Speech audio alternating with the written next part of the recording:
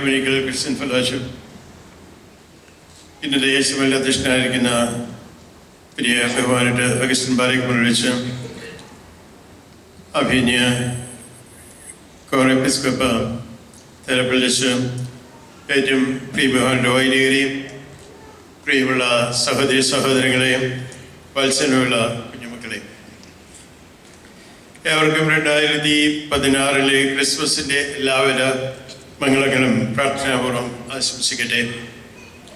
ഇവിടെ സന്നിഹിതരായിട്ടുള്ളവരും ഇനി കടന്നു വരാനുള്ളവരും എല്ലാവരെയും അതുപോലെ ഈ ക്രിസ്മസ് എക്യുമെനിക്കൽ ഫാറൽ പ്രോഗ്രാമിൽ പങ്കെടുക്കുന്ന വ്യത്യസ്തങ്ങളായ ഇടവകളിലുള്ള എല്ലാവരെയും പ്രത്യേകമായ രീതിയിൽ ഉൾപ്പെട്ടിപ്പെടുന്ന അന്വേഷിച്ച് അനുഗ്രഹിക്കട്ടെ എന്ന് സ്നേഹപൂർവ്വം ആശംസിക്കുന്നു. അതോടൊപ്പം തന്നെ ഈ അവസരത്തിൽ ഇങ്ങനെ ഒരു ക്രിസ്മസ് സന്ദേശം നൽകിയതിനായിട്ട് എന്നെ ക്ഷണിച്ച ഈ ഷിക്കാഗോ എക്യുമെനിക്കൽ ക്രിസ്ത്യൻ ഫെലോഷിപ്പിൻ്റെ എല്ലാ ഭാരവാഹികളോടുമുള്ള നന്ദി അറിയിക്കുകയും ചെയ്യുന്നു. ഇവിടെ വന്ന് എൻ്റെ ബ്രോഷർ കണ്ടപ്പോഴാണ് ഇത് 33ാമത്തെ എക്യുമെനിക്കൽ ക്രിസ്മസ് കാരൽ പ്രോഗ്രാമാണ് ഇനി മനസ്സിലാക്കുന്നത്. ഇതിൻ്റെ 25ാമത്തെ ജൂബിലി ആഘോഷിച്ച അവസരത്തിൽ ഞാൻ സംബന്ധിക്കുകയും സന്ദേശം നൽകുകയും ഒക്കെ ചെയ്തു കൊടുക്കുന്നുണ്ട്. അത് കഴിഞ്ഞിട്ടും 1-2 അവസരങ്ങളിൽ ഇതുപോലെ സമൂഹത്തെ സംബന്ധിക്കുന്ന അവസരങ്ങൾ കിട്ടി. ഇന്ന് ഇത് 33ാമത്തെ സമ്മേളനത്തിലും വരാൻ സാധിച്ചത് ഏറെ സന്തോഷമുണ്ട്. കർത്താവിൻ്റെ തിരുവയസ്സിനോട് ചേരുന്ന വർഷമാണ് 33. നമുക്കതൊരു പ്രിയപ്പെട്ട വർഷമാണ്. എന്നാലും ഇത്രയും കാലം ഈ സമൂഹത്തെ അല്ലെങ്കിൽ കേരളത്തിലുള്ള വ്യത്യസ്ത ക്രൈസ്തവ സമൂഹങ്ങളെ ഒന്നിച്ചു ചേർത്ത് ഈ ഷിക്കാഗോ മഹാനഗരത്തിൽ ക്രമീകരിച്ച് വളർത്തിയ നല്ല ദൈവത്തിന് നന്ദി പറയുവാനുള്ള അവസരവും വരും കാലങ്ങളിലും കൂടുതൽ സമൃദ്ധമായ സ്നേഹത്തിൻ്റെ ഫലങ്ങൾ പുറപ്പെടുത്തുവാൻ നമ്മെ എല്ലാവരെയും അനുഗ്രഹിക്കണമേ എന്ന് പ്രാർത്ഥിക്കാനുള്ള അവസരവും ഇന്ന് നാം ആഘോഷിക്കുന്ന ക്രിസ്മസിൻ്റെ സന്തോഷം നമ്മുടെ ഈ എല്ലാ ഇടവകളിലെയും എല്ലാ കുടുംബങ്ങളിലെയും എല്ലാ വ്യക്തികളിലും കൂടുതൽ കൃത്യമായി അനുഭവപ്പെടാൻ ഇടയാക്കണമേ എന്നും പ്രത്യേകം ആശംസിക്കുകയാണ്, പ്രാർത്ഥിക്കുക. പ്രിയമുള്ള സഹോദരങ്ങളെ, കുടുംബം അതിലേക്കാണ് യേശു വന്ന് പിറന്നത്. കുടുംബത്തിൻ്റെ കൂട്ടായ്മയിലാണ് നാം ഇന്ന് ഒന്നിച്ചു കൂടുന്നത്. അതുകൊണ്ട് കുടുംബത്തിൻ്റെ രഹസ്യം മനസ്സിലാക്കുവാനും യേശു വളർന്ന കുടുംബത്തിൻ്റെ ഉള്ളിലേക്ക് കിടന്ന് അവിടെ അനുഭവപ്പെട്ട ആ സ്നേഹം, ദൈവസാന്നിധ്യം നമ്മുടെ ഹൃദയങ്ങളിലും നമ്മുടെ കുടുംബങ്ങളിലും സംജാതമാക്കുവാൻ ഇടയാക്കണമേ എന്ന് നമുക്ക് പ്രാർത്ഥിക്കുകയും ചെയ്യാം. കർത്താവിൻ്റെ ദൂതൻ സ്വപ്നത്തിൽ പ്രത്യക്ഷപ്പെട്ട് യോസഫിനോട് പറഞ്ഞു, ദാവീദിന്റെ പുത്രനായ യോസേപ്പേ, മറിയത്തെ താങ്കളുടെ ഭാര്യയെ സ്വീകരിക്കാൻ ശങ്കിക്കേണ്ട. കാരണം അവൾ ഗർഭവതിയായിരിക്കുന്നത് പരിശുദ്ധാത്മാവിനാലാണ്. അവർ ഒരു പുത്രനെ പ്രസവിക്കും. താങ്കൾ അവിടത്തേക്ക് യേശു എന്ന പേരിടണം. എന്നാൽ അവിടുന്ന് തൻ്റെ ജനത്തെ അവരുടെ പാപങ്ങളിൽ നിന്ന് രക്ഷിക്കും.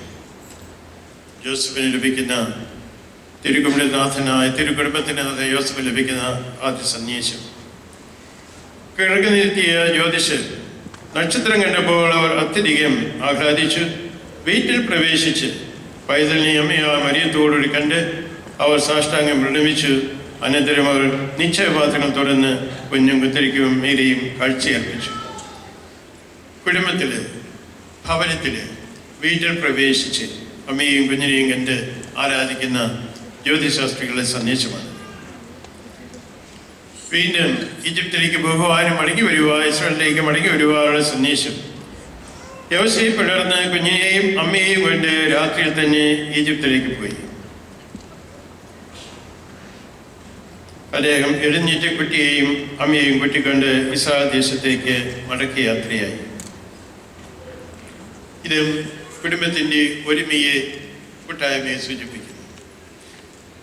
യേശു ദേവാലയത്തിൽ 12ാം വയസ്സിൽ പോയി ദേവാലയത്തിന് വീണ്ടും മടങ്ങി വരുന്ന അവസരത്തിൽ ആ യാത്രയെയും അത് കഴിഞ്ഞിട്ടുള്ള ജീവിതത്തെയും തുടർന്നുള്ള ജീവിതത്തെ മുഴുവൻ സംഗ്രഹിച്ചിരിക്കുന്ന ഒറ്റ വാചകത്തിലാണ്. യേശു അവരുടെ കൂടെ പോയി നസ്രത്തിൽ ചെന്ന് അവർക്ക് വിധേയനായി ജീവിച്ചു. പ്രിയമുള്ളവരെ, ഈ വചനങ്ങൾ, തിരുവചനങ്ങളെല്ലാം നമ്മൾ കാണുന്നത് നസ്രത്തിലെ അവർ കൊച്ചു കുടുംബത്തിൻ്റെ അവസ്ഥയാണ്, ജീവിതമാണ്, രഹസ്യമാണ്. ആ കുടുംബത്തെ നമ്മൾ വിശുദ്ധ കുടുംബം, തിരുക്കുടുംബം എന്ന് വിശേഷിപ്പിക്കുന്ന ഹോളി ഫാമിലി ഓഫ് നസറത്ത്. അത് തിരുകുടുംബമായത് യേശുവിൻ്റെ സാന്നിധ്യം കൊണ്ടാണ് എന്ന് നമുക്കറിയാം. ആ യേശുവിനെ ചുറ്റിപ്പറ്റിയുള്ള ജീവിതമാണ് മറിയത്തിൻ്റെയും ജോസഫിൻ്റെയും എന്ന് നാം മനസ്സിലാക്കുന്നത്. നമ്മുടെ കുടുംബ അന്തരീക്ഷത്തിലേക്ക് യേശു കടന്നു വരുമ്പോൾ അത് പുതിയൊരു അനുഭവമായിട്ട് തീരുന്നു, ദൈവത്തിൻ്റെ ഭവനമായിട്ട് തീരുന്നു, തിരുകുടുംബമായിട്ട് തീരുന്നു. It becomes a holy family.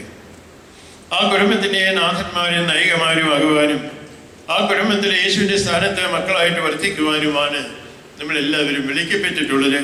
ഇന്ന് മുതിർന്നവരായിരിക്കും നമ്മൾ ഇതുപോലെ ശിശുക്കളായിട്ട് ഒരു കുടുംബങ്ങളിൽ ജനിച്ച് മാതാപിതാക്കന്മാരുടെ പരിലാളനയോടെ ഇത്രത്തോളം വളർന്നു വന്നവരാണ്. അതുകൊണ്ട് ഇന്ന് നമ്മൾ രൂപം ഭാവം കൊടുക്കുന്ന കുടുംബങ്ങൾക്കും ദൈവികമായ ഒരു പ്രതിച്ഛായ വരുത്തുവാനും ഈ ക്രിസ്മസിൻ്റെ ആഘോഷം അർത്ഥവത്താകണമെങ്കിൽ യേശുവിൻ്റെ സ്നേഹം, യേശുവിൻ്റെ സാന്നിധ്യം നമ്മുടെ ഉള്ളിലും നമ്മുടെ കുടുംബങ്ങളിലും സമർത്ഥമായി തീരുവാനും ഇടയാകും.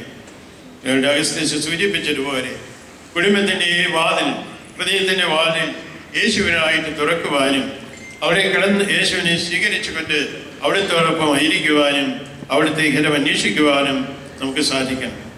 ഓരോ കുടുംബവും സ്നേഹം പങ്കുവയ്ക്കുന്ന വേദിയാണ്. സ്വീകരിക്കുന്നതിനേക്കാൾ കൊടുക്കുന്നതിൽ സന്തോഷിക്കുന്നതാണല്ലോ സ്നേഹം. ഇതിലേറെ കൂടുതൽ അനുഭവപ്പെടുന്നത് കുടുംബവേദിയിലാണ്. വലിയവർ പരസ്പരം നൽകുന്നതിലാണ് സന്തോഷിക്കുന്നത്. മാതാപിതാക്കൾ പരസ്പരം കൊടുക്കുന്നതിലാണ് സന്തുഷ്ടരാകുന്നത്. മാതാപിതാക്കളും മക്കളും പരസ്പരം നൽകുന്നതിലൂടെയാണ് കുടുംബം വളരുന്നത്. പങ്കുവയ്ക്കലുകളുടെ അർത്ഥം മനസ്സിലാക്കുന്നത് സഹോദരങ്ങൾ പരസ്പരം നൽകുമ്പോഴാണ്, ഉള്ളത് പങ്കുവയ്ക്കുമ്പോഴാണ്. കൂടുതൽ മക്കളുള്ള കുടുംബങ്ങളിൽ വന്നവരാണ് നമ്മൾ, മുതിർന്നവരാണ് എല്ലാവരും. അതുകൊണ്ട് പങ്കുവയ്ക്കലിൻ്റെ രഹസ്യം നമുക്ക് കൂടുതൽ അറിയാം. ഇന്ന് കുടുംബങ്ങളുടെ ചെറുതായി പോകുമ്പോൾ പങ്കുവയ്ക്കലിൻ്റെ രഹസ്യം കുറഞ്ഞു പോകുന്നു. അത് ഒരു വിധത്തിൽ വളർന്ന തലമുറയെ സ്വാർത്ഥതയിലേക്ക് നയിക്കുന്നില്ലേ എന്ന് നമ്മൾ ചിന്തിക്കേണ്ടതാണ്. ഏതായിരുന്നാലും ചെറുതാണെങ്കിലും വലുതാണെങ്കിലും കുടുംബ അന്തരീക്ഷത്തിൽ നമ്മൾ കൊടുക്കുന്ന മൂല്യങ്ങൾ അത് ഇന്നും വിശിഷ്ടങ്ങളാണെന്ന് മനസ്സിലാക്കിക്കൊണ്ട് സ്നേഹത്തിൻ്റെയും പങ്കുവയ്ക്കലിൻ്റെ ചൈതന്യത്തിലേക്ക് നമ്മൾ ഈ ക്രിസ്മസിലൂടെ കടന്നു വരുവാൻ നമുക്ക് സാധിക്കട്ടെ. മദർ തെരേസയെ പുണ്യവതിയായിട്ട് കത്തോലിക്ക സഭ പ്രഖ്യാപിച്ചിട്ടുണ്ട്.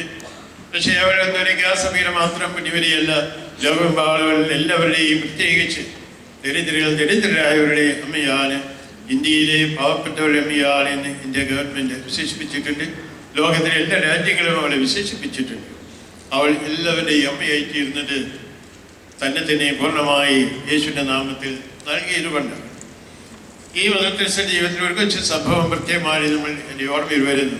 കൽക്കട്ടയിൽ പ്രവർത്തനം ആരംഭിക്കുന്ന കാലഘട്ടങ്ങളിൽ ധർമ്മലേഖനി എന്നുള്ള ഭവനവും ശിശുഭവൻ എന്നുള്ള ഭവനമൊക്കെ തുടങ്ങുന്ന കാലഘട്ടങ്ങളിൽ ഒരു ദിവസം സയ്യന്നത്തിൽ അമ്മയുടെ ഇരിക്കൽ ഒരു സാധുവായ മനുഷ്യൻ വന്ന് പറഞ്ഞു, അമ്മി, ഇവിടെ അടുത്ത് താമസിക്കുന്ന ഒരു ഹൈന്ദവ കുടുംബത്തിൽ അവർക്ക് അത്താഴത്തിന് വകയില്ല, അവളെ അമ്മയും കുഞ്ഞുങ്ങളും വിഷമിക്കുക. ഇത് കേട്ട മദർ പെട്ടെന്ന് ഒരു പാത്രത്തിൽ തൻ്റെ മുറിയിലുണ്ടായിരുന്ന അല്ലെങ്കിൽ മനസ്സിലുണ്ടായിരുന്ന അരിയെടുത്ത് ആ മനുഷ്യരോടുകൂടി നടന്ന് അടുത്തുള്ള സമയത്തുള്ള ആ ഭവനത്തേക്ക് പോയി. അവിടെ ചെന്നപ്പോഴവിടെ പാവപ്പെട്ട ഒരു സ്ത്രീയും അവളുടെ മക്കളും അത്താഴത്തിന് വകയില്ലാതെ വിശപ്പിൻ്റെ വെടിയെറിഞ്ഞ് വിഷമിക്കുന്നതായിട്ട് കണ്ടു. അമ്മ ഏറ്റ സ്നേഹത്തോടെ തൻ്റെ കയ്യിലുള്ള അരി അവർക്ക് പകർന്നു കൊടുത്തു. ആ സ്ത്രീ ഒരു നിമിഷം ഭാഗിച്ചു നിന്നു. ഈ സ്നേഹത്തിൻ്റെ ആഴം മനസ്സുവെക്കാൻ അവൾക്ക് സാധിക്കാത്ത രീതിയിൽ ഭാഗിച്ചു നിന്നു. അതിനുശേഷം അവൾ തൻ്റെ മക്കൾക്ക് കഞ്ഞി വെച്ച് കൊടുക്കുന്നതിന് വേണ്ടി അടുക്കളയിലേക്കല്ല പ്രവേശിച്ചത്. അവൾ അരിയുടെ പാത്രയുമായിട്ട് പെട്ടെന്ന് ഇറങ്ങിത്തിരിച്ചു മറ്റൊരു ഭവനത്തിലേക്ക്. അതിലേതാനും പാലുകൾ അലിയുടെ മറ്റൊരു കുടുംബം, ഒരു മുസ്ലിം ഭവനത്തിൽ ഇതുപോലെ തന്നെ വിഷമിക്കുന്ന ഒരു കുടുംബമായിരുന്നത്. അവൾ തനിക്ക് കിട്ടിയ അരിയും പകുതി അവളെ കൊണ്ടുപോയി കൊടുത്തു. ബാക്കി പകുതിയുമായിട്ട് തിരിച്ചു വന്നതിന് ശേഷമാണ് അവൾ വിവരം മദറിനോട് സംസാരിക്കുന്നത്.